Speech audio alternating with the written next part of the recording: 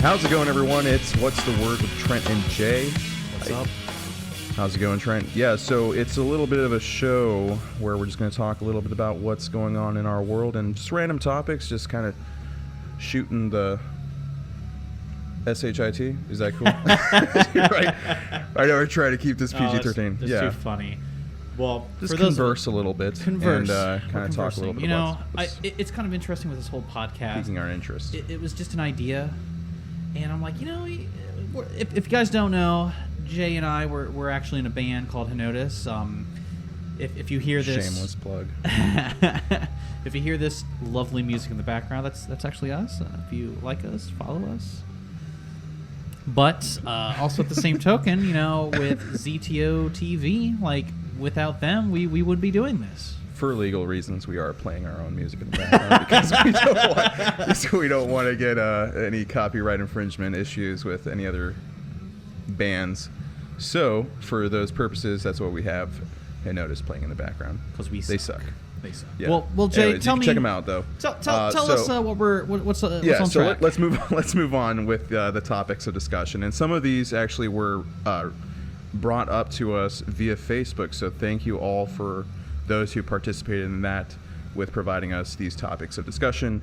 And here we go. So number one, let's start off with best chicken sandwich. Ooh. Fast food joint, top two. Oh. What would you say? Oh, this is Trent? like 2019 all over again right now. Okay. Lay it on me, man. So let's hear it. What are your top two favorite chicken sandwiches and why? There's a lot of chicken. There's a lot of chicken sandwiches. I mean, I would definitely put Popeyes is definitely on the top two. Chick-fil-A is up there. And I don't know have you ever had a Shake Shack chicken sandwich before? Actually, I've never had Shake Shack before. I know they opened up one on. There's two. There's one in Easton, and then there's one over downtown. in Short Yeah. Yeah.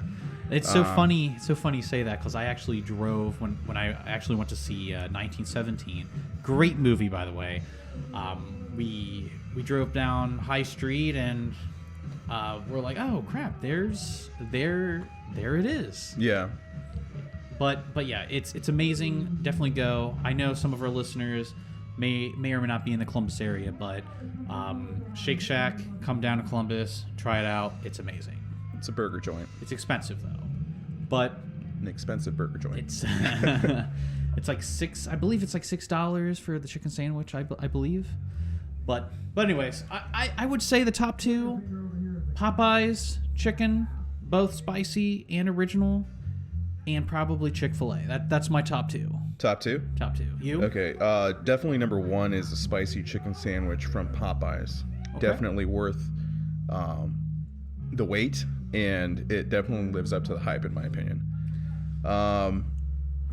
It's just, for me, the main showcase is that chicken patty. In this case, or the tender or whatever. They make it to order. It's made to order. Are you serious? Is that why it took so long? So that's why. That's why it takes that long. Mic drop. So, just the seasoning alone, and then the chicken itself is already seasoned well. So all the extra ingredients that go on the sandwich, it's just like a bonus, if you will. So it's not like relying solely on the ingredients that are on the sandwich to make the sandwich. The chicken itself already does that. It speaks for itself. itself. So I think it's really strong. Definitely number one in my opinion. Number two, I have to say, would be.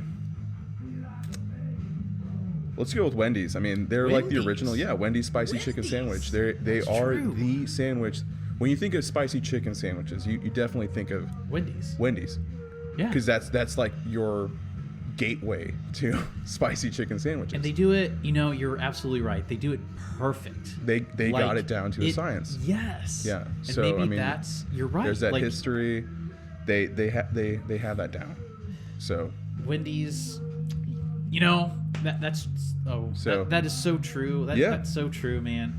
Like, I guess the top two, I think we both agree. Popeyes is number one, and it's contested about number two. Yeah, you said Shake Shack. Shake Shack, I just want to throw that out there. That's different. I mean, now I'm intrigued because I have to try this out now. You have to try it out. I mean, I've been wanting to try it out because I like burgers, and it's a burger joint. I know, yeah, it's a little bit pricey. Kind of like, what, so like Five Guys pricey? It's about there. Because Five Guys is pretty pricey. They're pretty pricey, but man, are they good. But it's good though. I mean, it's delicious. Oh man. Then you're like dropping like absolutely $30 on a couple of burgers. Yeah, it's So- about the same. Like, I don't know, like Shake Shack. They're famous for their burgers. They have like a mushroom, like, and also for those who are vegetarian, they have like a mushroom burger that it's like I think it's okay. portobello mushroom, and it's kind of interesting because they put cheese in the center of it and make a sandwich, and when you bite into it, it's amazing. But they also, for those omnivores who like mushrooms and burgers, you can also get that same mushroom patty with an actual burger itself, and it's like double the amount. So it's really good. But again, the top two: number one, Popeyes, and number two, it's Thai, Chick-fil-A, and Shake Shack. For Shake you. Shack. Well, you said Shake Shack. Well, I thought you were talking about your choices. So for you, yeah, it's Popeyes number one, and then it's what, Chick-fil-A? I'd say it's Chick-fil-A, yeah. Okay. And then I'm for gonna me, say Thai's, Wendy's, and Chick-fil-A, but I'm putting Shake Shack as a contestant. Okay. For me, third it's pretty place simple. winner. It's Popeyes number one. Second, it's gonna be the spicy chicken sandwich from All right. Wendy's. You heard it. You heard it, ladies and gents. With that being said, we'll go ahead and move on to the next topic of discussion. T Swift and Tool. Oh. You want to start this off, Trent? So let's go ahead and go into, because Trent is a little bit of a Tool fan. Just a little. Yeah. So let me hear your thoughts. The thing is, with Taylor Swift also came out with a new documentary that's on Netflix right now. I've watched it. Oh, really? I did. Yeah. Wait, you're a fan of T Swift too? Yeah, I am. Yeah. So I'm kind of are like, you conflicted? I am conflicted, but hear me out, because I know there's like this huge thing Well, yeah, about because Tool T versus Swift fans were like T upset, Swift. like when Tool came out with their album. I bought both. Yeah, there was that.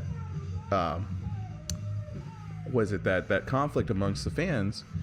Some of the T Swift fans were like, "Who's this band named Tool that's winning these awards It's and funny. taking the fame away from T Swift?" It's funny because most of T Swift's like fans are younger than when Tool's last album came out. This is true.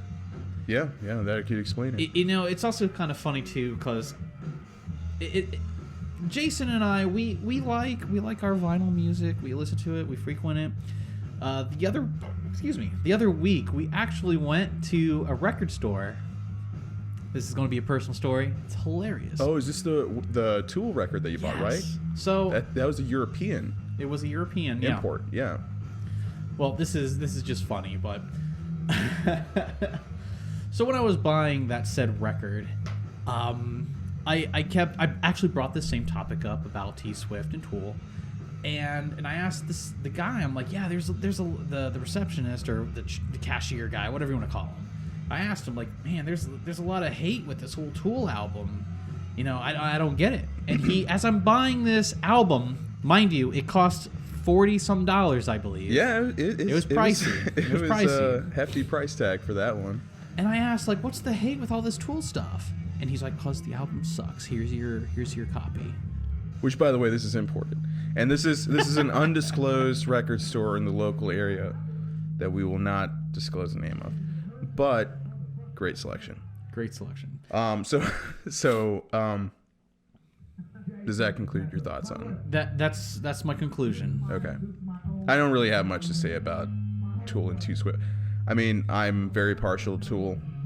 I think T Swift has some pretty sweet singles, but I wouldn't consider myself a fan. It's one thing I would add about T Swift is that her lyrics, yes, they talk about relationships, and it could be very like some of the old school T Swift. Yeah, but if you listen close to some of the lyrics, you're like, wow, a thorn in the rose.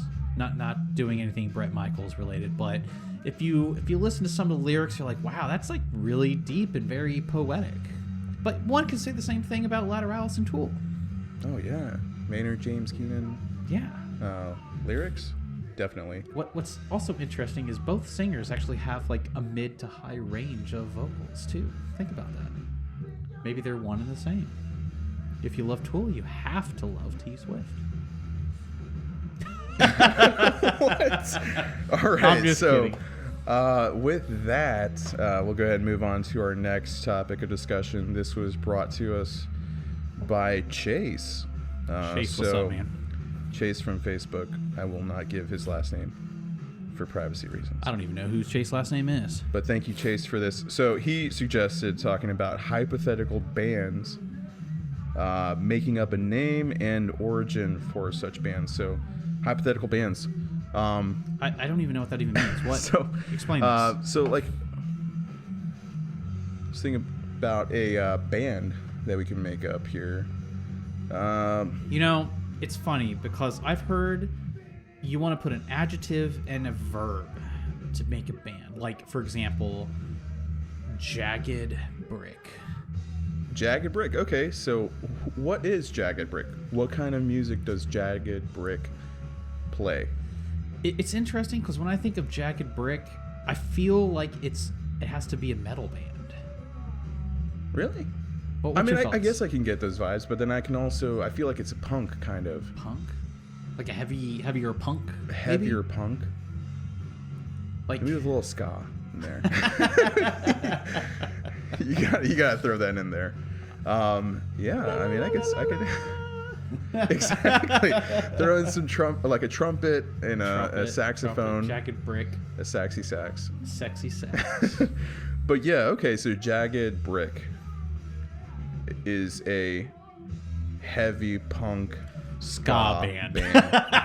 They only play house parties. They only play house parties. Wow. Because they're too good to play local venues. They are so hipster. Yeah, they keep it real. They especially love to play in basements. Make that home feel like yeah, a little exactly. Very grungy, intimate. Dark. You want to be there with they like to be there with the audience. Feel at one with the audience. Do they have any like recordings? Is it all like via No, YouTube, they don't Facebook? actually. It's all via like I guess they encourage their fans to get like video footage or record them and share that amongst their circles to spread the gospel that is. Spread the gospel that is. Is Jagged Brick? I gotta write this down. Jagged Brick. Okay. It also sounds good as a Jagged Brick ale as well for those who devil in the IPAs. Because you know. Which, by the way, yeah. So today or tonight we are keeping it saucy with. What is it? What are we having today? Looks like it's from a local brewery called Seventh Son, and it's a double India of Pale course, Ale. Because we're from Columbus and we like IPAs. Yeah, it's an IPA. So, but yeah, it's quite delicious. It's in a what is it? Double IPA. It's good. Yeah. Seventh Son. I'll check it out. Another good question for you, Jay. What do you actually prefer? Do you prefer wine, beer? What's your or even hard liquor? What's your go-to? Like what is your drink? I appreciate a good craft beer. Craft beer, but IPAs? I'm a man of simple tastes sometimes. So like a good PBR. Ooh. Yeah, like an ice cold PBR. It's interesting because or some Modelo. Columbus is known for IPAs. Yeah, we know this. right. So yeah, but I mean, as far as like beers, like IPAs or porters, stouts, I guess I'm more partial to the stouts. Stouts, okay. That makes sense. Like Russian Imperials and whatnot. Have a little chocolatey vibe right, to it. Yeah. That warm. I like the complexity, yes. It's true. I'm on the other hand. I appreciate that. I'm very bougie, so I like wine. I love wine. I don't know why. You got me in. Yes, I'm not much of a wine drinker, but I know I whenever you come over and you bring some wine, that's my exposure even at practice to that. too, man. Like, I mean, it's good. I appreciate that. I'm a classy. There you go, classy AF. Yeah. So Jagged Brick. Anything else that we can? So they like to play house shows. They don't like to play at local venues. They don't have any recordings. Good it's question. very kind of like word of mouth. For you, Jay. How many members? Well, so think about it. If they have like they dabble in ska a little bit, so it's probably at least 5. So you have No, so yeah I'm thinking 7. 7? I'm thinking 7. 'Cause So you there's need a 2 pretty guitarists, a good- rhythm and Oh, lead, shit. You're really 2 Yeah. guitarists? a lead singer. But wouldn't the ska part be like kind of the rhythm too, though?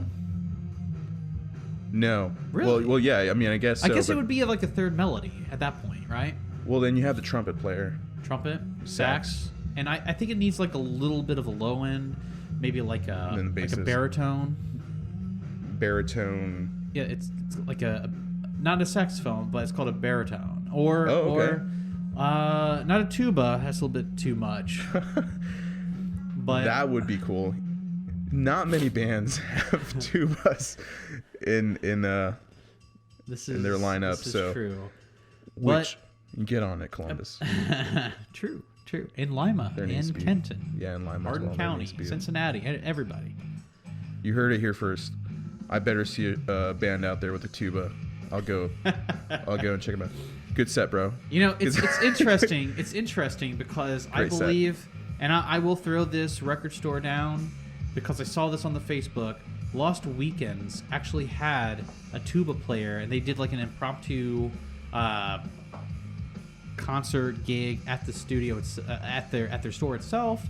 I saw it on Facebook. I'm like, oh, that's kind of cool, and that's why. But it wasn't like the marching band tuba that goes around your shoulder. It was like an actual concert tuba, like you're going to a symphony and you're looking at these instruments and you see an upright tuba that's sticking up straight up in the air, rather than on your shoulder, like circular, like an I don't know, like an earring or something. But it was really unique. It's really cool. So it is out there, but not very prevalent. Interesting. All right, so let's move on from that. And I'm pretty sure, Chase, if you're listening to this, I do like that topic. Now that we kind of like dabbled into that, I'm sure we're gonna like revisit this Oh, for sure. topic. Like, I'm just thinking in of other ideas in other for- episodes. If you guys like what you hear and we continue this moving forward, I'm also we'll thinking have to revisit not, that. not to keep on this pressing moment, but like doing something like this is very unique. Like even like the ska portion for any band, like that would be so cool to give that sort of extra layer and texture to like music, something that the masses haven't heard yet. You know? Tuba. All right. So Wojo from Facebook, he suggested favorite musical gear. So what would be your favorite musical gear and why? Favorite musical gear. Take it away. Oh man, I define gear, like just instruments, Yeah. or like pedals, or Picks. picks. Wow, that's like going really in there. Let's stick it to top two. Top two favorite pieces of gear. I mean, You were I very love. partial to orange for a while. We as you can see, our logo is actually an orange color. I wonder why that is. But I'm not. Well, this is not a sponsorship by no means. But if you're listening, And now a word from our sponsors that we do not have. but orange is a And very we're back. British. It's very British. Like even like, you know, we also have Third Floor Studios, and you know, as producers as ourselves, quote unquote. This is a hypothetical. Hypothetical, but it's interesting because when response. you're on GarageBand or Pro Logic or Logic Pro 10 or what have you, like there is a British amp you could use on these platforms. This DAW, DAW. If you don't know what that is, look it up. But there's a British section, and all of their amps are orange. I wonder why. I really just I like the tone. So I'm very partial to like doom metal and bands like Sleep, Ooh, Sun-O. Sun-O. If you Yeah, guys haven't heard that, look them up. Even though Sun-O though they don't use orange, they use Sun amps. But like Sleep Is that uses. the reason for that? Yeah, I didn't know. you didn't know that. No. Yeah, that's an amp. It's funny, not to keep segue this, but Jayson actually introduces me to a lot of music, and Sun-O and Sleep are both of those bands. And Monolord. was the most recent yes, that's true. Yeah. It's interesting because I never even knew most of this stuff existed. It's funny because the band always say, "Oh, Trent just now discovered MySpace." I miss MySpace, by the way. You do. That's funny. Did you have a MySpace? I did not. I do now. What? I just discovered. Wait. You do now? It's No, still a I'm just kidding. thing? It's still a thing, but I do. I think. Well, no, I think it is still a thing. I think it's only for like musicians and artists or whatever. It could be. So I maybe we think- should do. I think. Something. I mean, I don't know. I'm pretty sure not anymore. I mean, it's not a thing. But yeah, it was pretty neat. I mean, because if you think about it, like when we were using that, all of us were all putting in HTML. Like we all learned HTML code I've never without done it. even realizing, and we're like under the age of 20, It's true. and we're like plugging in HTML without even knowing that, and we were all pretty proficient with it. Well, And now, Some now are pretty moving proficient. forward, Not can you me. remember any of those codes that you used? I've never remembered any of those codes. So, I don't know any codes. well, I remember like putting in the code and playing around with that, and it's pretty neat because you didn't even realize it that you were doing that. So, but yeah, it's pretty cool. I mean, you get to pick your top 8 friends that you can Pick your top 8. show on You your know- page, and then you can play music from your page as well. Instead of vague booking, you can just like put a song and play the song, and then have people think about what's that person That's thinking true. Not to. We're kind of going off topic a little bit. about. Yeah. But no, going back to like gear for, I love as a bass player.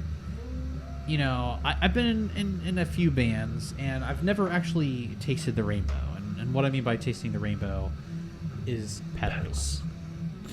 I think like some pedals are like the most interesting, funnest thing a musician can have because it can change texture, sounds.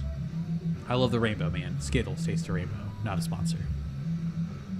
They're like the filters, Instagram filters for guitars. You know what's And bass. interesting about this whole thing? I have all these like pedals, but I don't use XX Pro, them. Valencia. The only pedal that the only 2 pedals that I use is the Tech 21, which is an amazing pedal, not sponsored, and the Boss Reverb. Those are my 2 go-to pedals. Okay, so as far as gear on my end, I would definitely say, yeah, I'm very partially orange amps. Like I have a Micro Dark Terror it's a sick. lunchbox amp, It's and sick. it's 20 watts, but it's it can power. I mean, that thing can be loud. It's a little thing, but it can be loud, and it's it's funny. very portable. You're not lugging around a big amp head. I mean, I do have like that CR120 amp head as well, which I love as well, but it's just not. It's funny you say that little lunchbox. Remember, I was there with you. Remember, we went to Guitar Center, and they're like, "Oh, you got this like little thing," and then the guy like played. He's like, "Oh, did you guys That's right. hear this?" I made him a believer. Made him a believer. Yeah. And what? It was like $400, right? Something like that. No, the Micro Dark is like somewhere around like 200, I think. Oh shoot, I didn't know MSRP. that. Yeah. So it's cheaper than what I thought. Yeah. So. Continue with the orange because I gotta tell them my orange products. Oh yeah. So tell us about your But no, orange. you only got to the lunchbox part. You haven't talked about the other one. Which one? Oh, the CR120. Okay, so yeah, the CR120. It's a solid state amp. I've played tube amps, and I know there's some people that are really partial to tube. But I like the low maintenance factor of a solid state, and I think frankly this solid state sounds pretty close. I mean, it can be pretty loud. There's a lot that you can do with it. Not to interject, but the great thing about oranges too, with solid state, like they have come up with the best technologies to make it sound like a tube amp. Honestly. Yeah, I mean they've been in the industry and in the business for so long.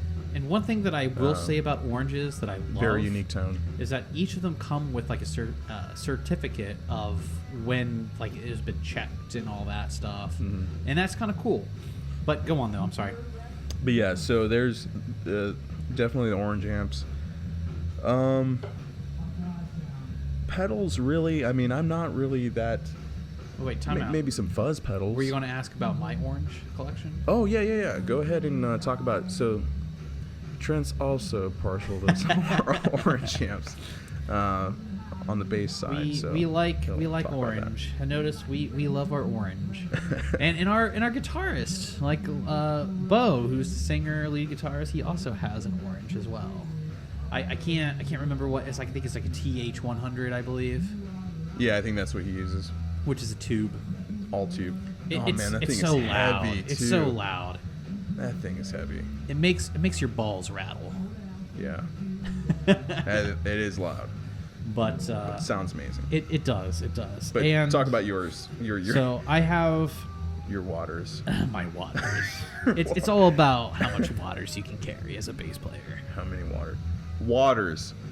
How many? And does it really matter? Like, what does it matter? It does. It does matter, man. How many waters? Like, think about it. Like, if you're a bass player, right? Bass players are one of the few instruments you can't really hear very much. You feel them, but you can't really hear them. And I've been told if you're playing the algorithm is that if you're playing with a guitar, you have to be twice as powerful as a bass player. So, notice, even though we keep plugging our stuff in, but we have 2 guitarists and 1 bassist. So I can't punch out unless I have like a large amp, and then puts the sound. I don't know. That's what I think. The ball shaker. So, I guess that covers it for favorite musical gear. But we haven't talked about mine. No, not pedals. So I have two bass amps. Oh yeah. One is a 100 watter Orange Crush, which is a combo. I usually take that for on the go type of gigs. It's small, but it packs a punch. It has that orange like flair to it. But I also have an Orange 500 as well, which is just a head. And that's what I usually just use for, like, it's called the OB1 500. It's 500 waters. And I just use that for practice, nothing to move, just to devil. But that's what I have. That's what I have. But you were talking about pedals? Yeah, I mean, I'm not really, I mean, other than some fuzz pedals, I like the fuzz, but I mean, I know you're very partial to having a wide array of pedals to choose from. I just like tasting the rainbow, man. So, but yeah, I think that pretty much covers. All right, so let's start wrapping it up here with the but do we have any topic of discussion. Yeah, the last topic. Jared. Muff Dog wants us to talk a little bit about. Give him a shout out, Jared. If you're listening to this, what's up, bro? How you doing? It's interesting, Jared. I miss you. If you don't know, if you haven't heard, Jared Muff Dog, he's the CEO of Shed Rat Industries, which is a record label for upcoming musicians. He does. He also plays topless at every show that I've seen. Yeah. He's an Illinois man. Gets the people going. Yeah. But he has a great philosophy, and it's definitely helping Henotis and other bands, part of the family. Yeah, check them out. Check out SRI on Facebook. A lot of great talented bands. Disappearance. Part of the fam. It's great. What's some of them? We got Solura. Yep. Sumptus Ignis, just to name a few. But yeah, check them out. It's pretty sweet. They're also we have a Spotify playlist. Check them out. That's right. Yeah, there is a Spotify playlist of like the bands that are in the collective. It's pretty neat. So yeah, shout out to Jared. And with that, let's go ahead and wrap up. Thank you all for listening. This is pretty sweet. This is awesome. I would say it was pretty successful. It's very hopefully ZTO. Hopefully ZTO. Did it record? It's moving. It's moving. It's still moving. Okay, good. All right. Another shout out to ZTOTV without making this happen, because without them we wouldn't be here. You guys are amazing. Keep doing what you're doing. Keep it local. Keep Ohio local. Check them out, ZTOTV. I can't. I mean, Support from our your experience, local art, your local musicians, culture. local culture. Yeah. Shout out to everyone. You all have a great night, great weekend. Listen to Jagged Brick. Jagged Brick. They're coming soon. a basement near you. They are coming to a basement near you. They're going to drink all of your Black Label cans. And good night. Because you know. Jay and Trent out. Out. Peace, bro.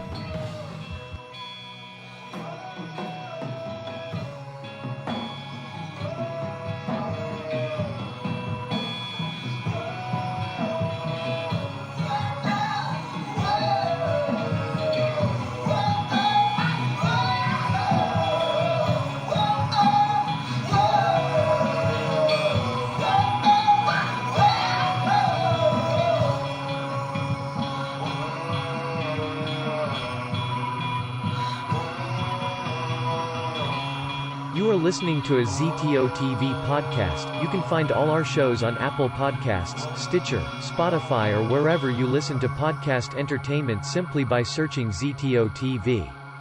Thanks for listening, and don't forget to rate and review because it really helps us out.